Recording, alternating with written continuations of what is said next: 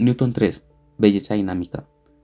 Las leyes básicas de la mecánica newtoniana son leyes dinámicas, es decir, leyes sobre cómo cambian las cosas. Las leyes dinámicas son diferentes de las reglas de la geometría o del tipo de leyes expuestas por Pitágoras y Platón, que describen objetos o relaciones particulares. Las leyes dinámicas nos invitan a extender nuestra búsqueda de la belleza. Deberíamos considerar no solo el mundo de lo que es, sino también, y de la forma primaria, el mundo más vasto e imaginativo de lo que puede ocurrir. El mundo de la mecánica newtoniana es un mundo de posibilidades. Esa búsqueda expandida descubre oro en la montaña de Newton. Figura 17. La montaña de Newton. Un gran experimento mental. Pero necesitamos un poco de preparación antes de poder visitarla. Tierra contra cosmos. Los predecesores inmediatos de Newton dejaron a la filosofía natural con una gran tarea inacabada. El Sidereus Nuncius, mensajero de las estrellas, de Galileo contiene docenas de sus bocetos de la luna, tal y como la veía por el primer telescopio astronómico. Una lente de aumento 20x de su propia construcción, los patrones de luz y sombra revelan claramente que la luna tiene una topografía rugosa. Figura 16. Algunos de los llamativos dibujos de Galileo de la luna telescópica. Mientras que Galileo trajo a tierra las esferas celestiales, Copérnico puso la Tierra en movimiento, como un planeta entre muchos otros, y Kepler halló regularidades precisas de los movimientos planetarios. Aunque aquí no debemos preocuparnos de los detalles, voy a enumerar las 3 leyes de Kepler, de forma que luego pueda suscitar 2 puntos cruciales. Primera ley: la órbita de un planeta es una elipse, con el Sol en un foco. Segunda ley: la línea que conecta un planeta al Sol barre áreas iguales en tiempos iguales. Tercera ley: el cuadrado del periodo, es decir, la duración del año del planeta, es proporcional al cubo del eje mayor de la elipse. El primer punto es que esas no son leyes dinámicas, describen relaciones consumadas, no reglas del cambio. El segundo punto es que son reglas sobre el movimiento de los planetas. No tienen nada que decir sobre los movimientos que observamos más cerca de casa. En nuestra experiencia terrenal, son informes alienígenas llegados de un universo conceptual diferente. Incluso, aunque la Tierra misma es un planeta, la gran tarea inacabada entonces era reconciliar la Tierra con el cosmos. ¿Cuáles son las leyes comunes que gobiernan a la vez esos reinos visiblemente similares? La montaña de Newton. Hay muchos diagramas geométricos en los Principia de Newton y varias tablas numéricas, pero solo un dibujo. Figura 17. Para mí es el dibujo más bello de toda la literatura científica. Obviamente solo como una pieza de actitud artística. Este dibujo es un logro más bien modesto. Lo que lo hace bello son las ideas que nos invita a imaginar. Es una invitación a un experimento mental que insinúa que los objetos que caen a la Tierra y los cuerpos celestes que orbitan en el espacio están haciendo el mismo tipo de cosa, y por lo tanto sugiere la posibilidad de una fuerza universal de la gravedad. Estás en la cima de una montaña y arrojas una piedra horizontalmente, es decir, paralela a la superficie de la Tierra. Si la lanzas a pequeña velocidad, solo recorrerá una corta distancia mientras desciende hacia la superficie. Si la lanzas más fuerte, recorrerá más distancia antes de caer. En la práctica, ningún mortal puede arrojar una piedra con la suficiente fuerza para que recorra una fracción significativa de la circunferencia de la Tierra. Pero no importa, esto es un experimento mental y se nos anima a sustituir el poder físico por el mental. Lánzala más fuerte. Con el ojo de tu mente verás, como en el dibujo, que el punto final de la trayectoria empieza a acercarse sigilosamente al punto de partida, y entonces, a medida que lanzas aún más fuerte, llega un momento en que tienes que agacharte para que la piedra no te dé en la nuca. Una vez tomada esa precaución, puedes ver que la piedra repite su actuación, porque ha alcanzado una órbita circular. ¿Y la resistencia del aire? Por favor, esto es un experimento mental. Puedes poner tu yo mental en la cima de las montañas imaginarias y aplicar la misma lógica para ver las posibilidades de que los cuerpos orbiten la Tierra a cualquier distancia. Bajo la influencia de la gravedad, puedes imaginar una montaña realmente alta y una piedra realmente grande. Y cuando la piedra esté en órbita, llamarla la Luna.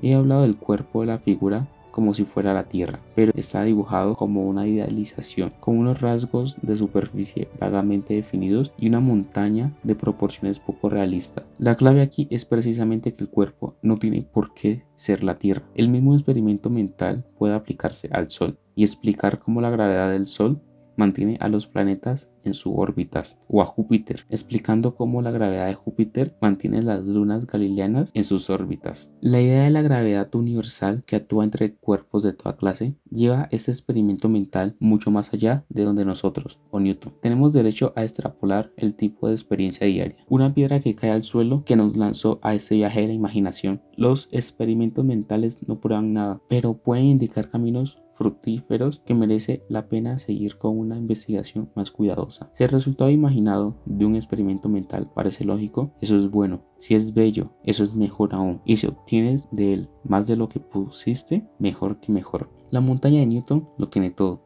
Hay una famosa leyenda que parece surgir de algunos recuerdos improvisados de Newton en su edad provecta, que sostiene que lo que le condujo a pensar en la posibilidad de una gravedad universal fue una manzana cayendo al suelo en su casa de Wool Shop. En su versión escrita no hay manzana, sino solo esto.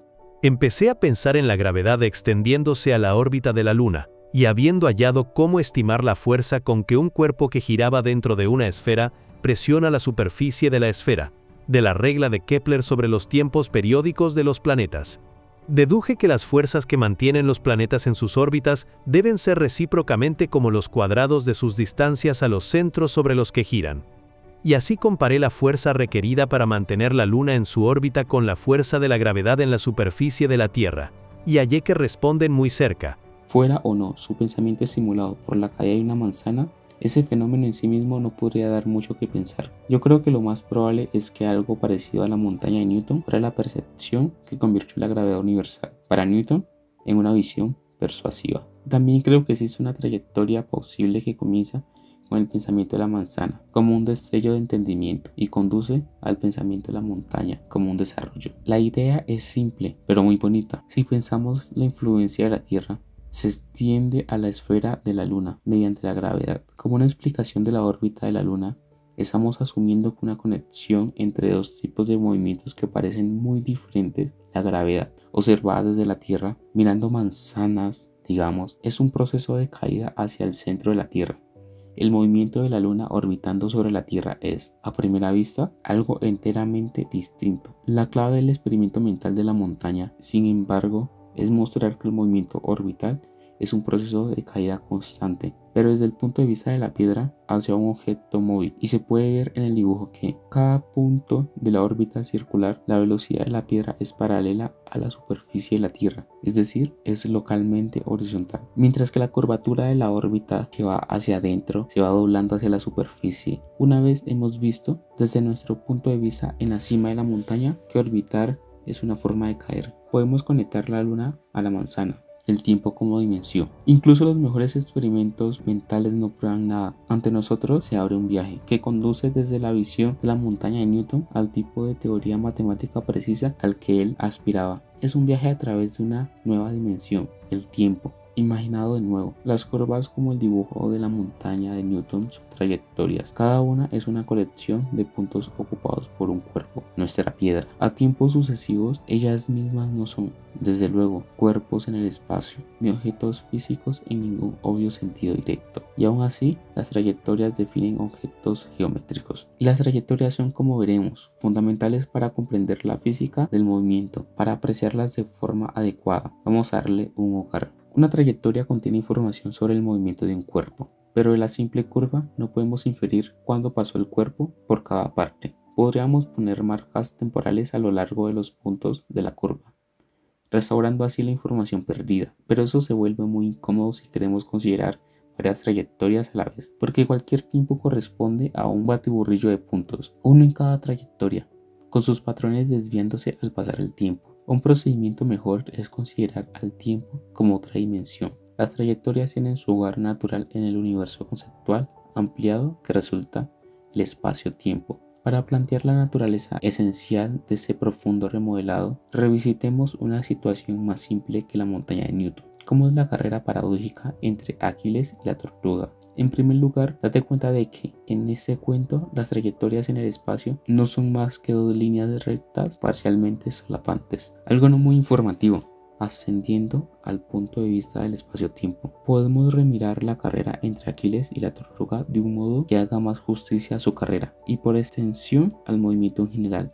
Si queremos sincronizar nuestras descripciones de las dos trayectorias, tiene sentido introducir el tiempo como una cantidad separada, una nueva dimensión, y poner los puntos que marcan las posiciones de los dos corredores a cada tiempo. La figura 18 lo expone. Figura 18. Distancia, tiempo.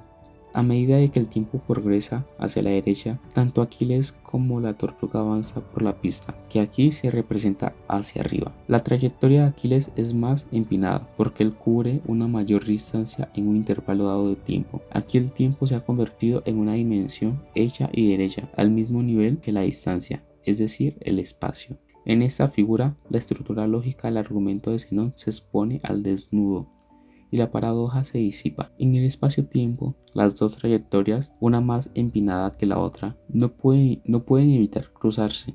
Puedes divertirte un poco hallando el tiempo en que Aquiles alcanza el punto de salida de la tortuga, luego el tiempo en que Aquiles alcanza el punto al que la tortuga se había desplazado entonces, cuando Aquiles había alcanzado el punto de salida de la tortuga, y así recrear y desactivar la formulación original de Zenón. Si queremos volver a las trayectorias en el sentido original, solo tenemos que proyectar las trayectorias espaciotemporales horizontalmente sobre el eje de las distancias, suprimiendo por tanto toda la información sobre el tiempo. Las trayectorias de la montaña de Newton ya están dibujadas en el espacio bidimensional, así que sus versiones espaciotemporales tendrán que vivir en 3 dimensiones. En ese espacio-tiempo tridimensional, las órbitas circulares se despliegan como hélices. También puedes, en un ejercicio de imaginación matemática, proceder al revés. Toma el espacio de 2 o 3 dimensiones y finge que es espacio-tiempo. De esa manera, las curvas geométricas ordinarias se reinterpretan como trayectorias dinámicas, o dicho de otra forma, las consideramos como movimientos de un punto a través del espacio. Newton desarrolló esa idea básica con gran profundidad. Para él, era la esencia conceptual de lo que hoy llamamos cálculo. Newton, que inventó esa materia, la llamó método de fluxiones. Según este método, las curvas y otros objetos matemáticos no se consideran objetos completados, sino entidades construidas a lo largo del tiempo, mediante cambios suaves en sus componentes infinitesimales.